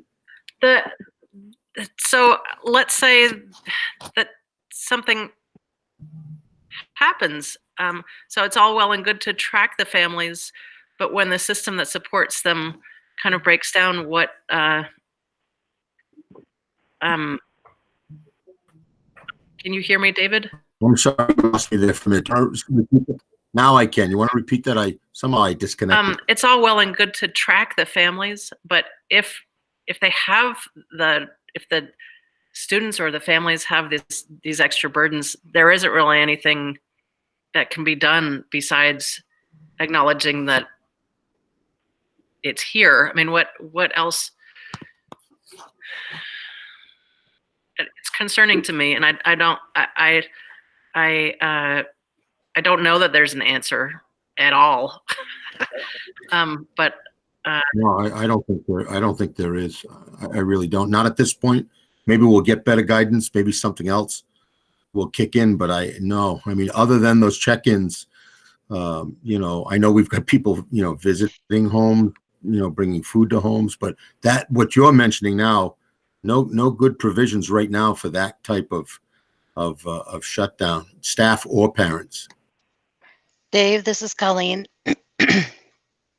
I guess I hadn't really thought about it so much before, but we're another point of contact, or our teachers are. I can check in from my point of view. My kids are 13, and I've just been kind of amazed at the amount of work that they're getting done. They're pretty self-sufficient, and I think it finally hit me or even earlier today that I'm lucky to have kids that can run their own computers and get online and figure it out, and feel for parents that are really running both things at the moment. But from my point of view, I'm just really have been from the very beginning just really amazed at the job that our Heartland teachers are doing to have pulled all of this together so fast. Alex been checking in with Mrs. Geehan a couple of times a week, and just today I came out at lunchtime and he's doing a meditation with Mrs. What's her name? Allison. it's just been kind of great. What I do notice, I have twins. They're very different. Alec has been going almost too much. Like he's had too much to do, and he's had plenty to do, and he's taking it very seriously. So I've been trying to, kind of help him even out a little bit, and Nicola can be on the other end of that, where she just kind of shuts down and doesn't do anything. So that's the job I think I've taken on for myself. But I just want to say that it just feels like, all the pieces are there. I don't feel like we're in this strange time right now that, if they hit a day where they just can't do it, I'm not pushing that. If they need a break, well, we may all need a break at some point. So, but back to the, being a point of contact, if somebody's family just is falling apart with illness, then we just play it by ear, I would think, and figure out what to do next. It seems like that's kind of what's been happening for the last 2 weeks. Yeah, that's all I got. Go ahead, Bill. Jumping a little bit, just quickly. I mean, a lot of topics here are popping up, and kind of want to reach out to Nicole and talk about, coming from a teaching background. My wife is, online teaching right now, and I see the amount of stress that she's going through, and I try to get her to kind of pull back and relax a little bit. She struggles with that. But, for me, growing up in a family of dyslexics, I think teachers need real guidance about the type of work and the amount of work that they should be giving their students, because everyone, students are able to complete work at much different rates, and are in much different living situations, and less can often be more. And Scott will appreciate this. I would come home when I was in high school. I played 3 sports. I usually did an hour to 2 hours of chores a night, and then sometimes my teachers wondered why I didn't finish all my homework, because I didn't have 3 hours to spend on algebra a night.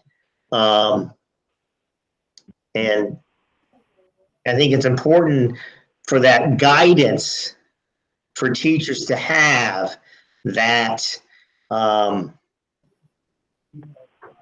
that their desire, and I understand that desire, that insecurity that you may be letting your students down, and then getting them as much instruction as you can. It could be, and likely is, overwhelming for some students, many families, and detrimental, possibly more than productive. And I think teachers need that guidance to be like, okay, let's make it interesting. Let's make it productive. Let's not pile it on and pace it out. And that's my 2 cents. Yeah, Bill, that's very consistent with what we discussed, and I'm going to be sending out an email to the staff here. I haven't in the last couple of days, but that's exactly the point, that we've got to pace this work. We've got to pace stuff emotionally and socially. I think that speaks to a little bit of what Elizabeth is talking about, but I also think there are going to come those times when families just completely collapse or break down. And Sarah, by the way, other board members should feel free to chime in, even if you're not on the supervisory union board. But Sarah just wrote a comment, which I know is true, and I know we all know this, but our towns are setting up, emergency management situations and mutual aid situations. And I think we're going to just have to realize that while we do the check-ins, some of this we may just have to hand off to some of those more kinds of qualified agencies to to try to figure it out. But I wish we were getting a little more direction with respect to that stuff. And furthermore, I think that it might be useful to, if we are going to have to rely on our town mutual aid or organizations, I'd love to have Dan French say, yes, it's on you, so we don't have to guess what we're supposed to be doing here. Yeah, I completely agree. Or the governor, one of the two. But it would be nice to know that we have to do it. Well said. Anybody else on the line who wants to share? I'll jump in. Can you guys hear me? Yes, you're good. Okay, this is Scott. So David introduced this section as personal sharing. Excuse me. A lot of great ideas around. So I met the bus the other day, and that was quite a big deal. It's been a long time since I've waited for the bus, but I decided to wave to those guys and see if I could get a lunch for our high schooler. For those of you who don't know, our youngest guy is on the 5-year high school plan, and so he's still enrolled in Windsor. And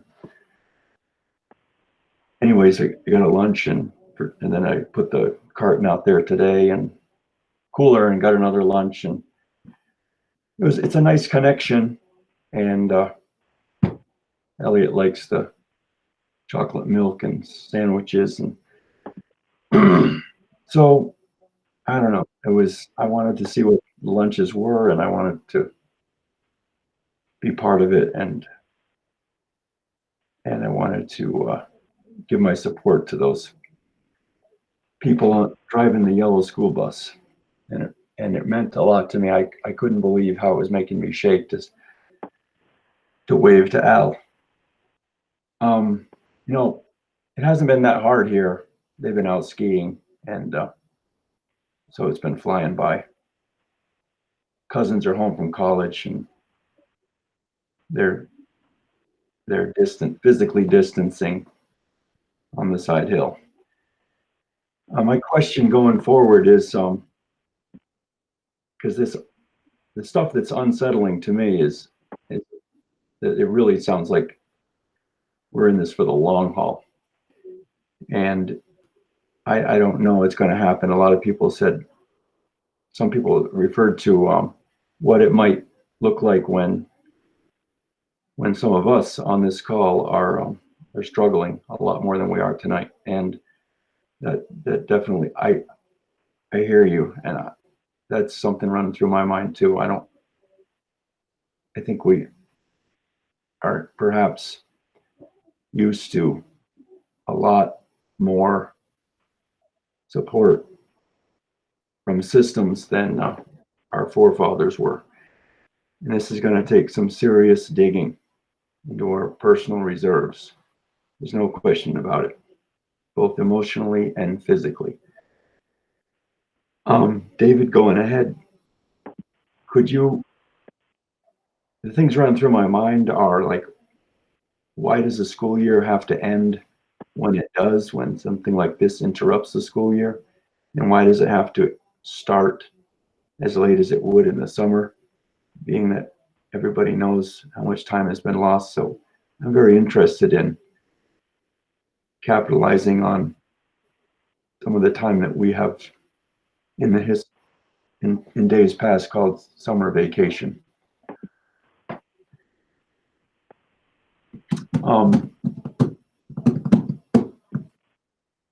Yeah, I guess I've said enough.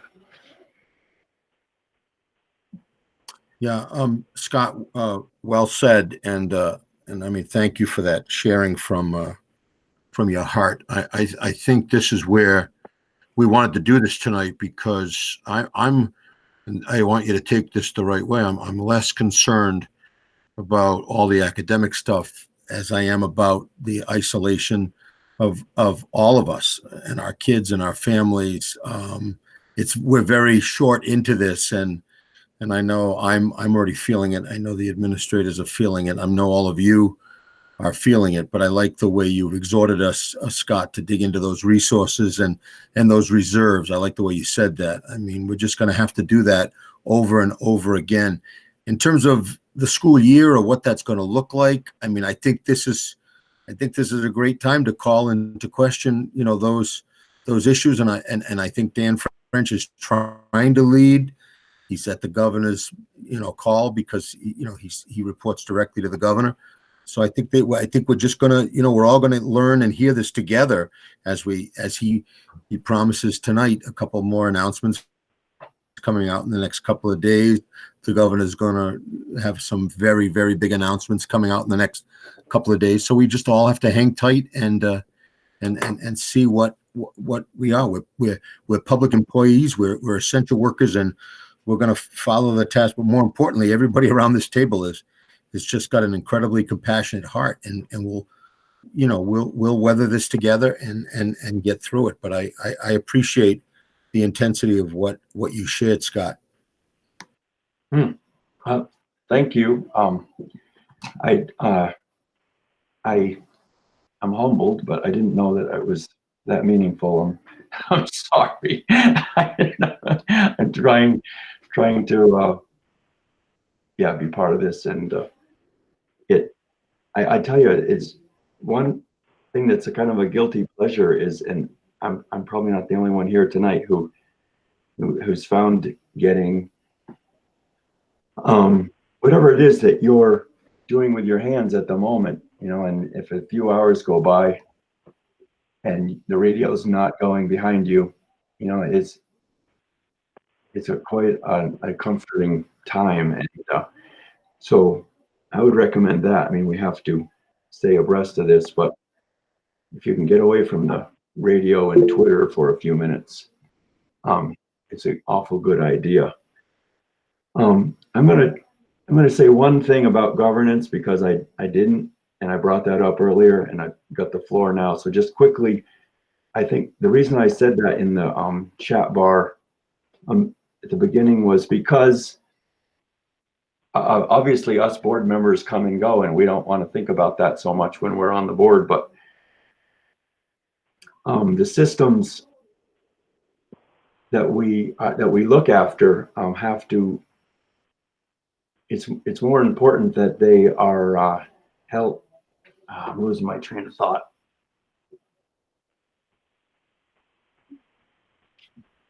Well, what concerns me about the exploration that we were talking about earlier is that if it goes into an exploration phase, then it is perhaps board members kind of selling an idea rather than concentrating on governing the district. And there are little things that kind of go. It's best if we can think of the whole picture all the time. I mean, that's the trouble I have being from Heartland, is that our school district work doesn't always demand a look at what I think is the whole picture. Done. Done in more ways than one. And anybody else that wants to share?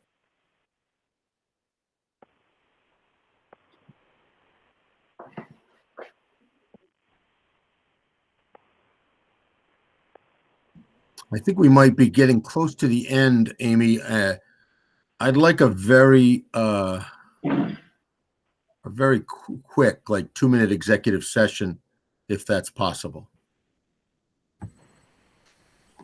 I'll take a motion to go into executive session.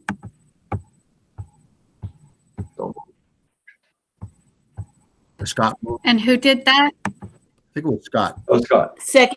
Yep, that's right. Second. Are we all in favor? Yes. Aye. Yes. Aye. Okay, so David, if you could turn the recording off. Aye. That's exactly what I was about to do.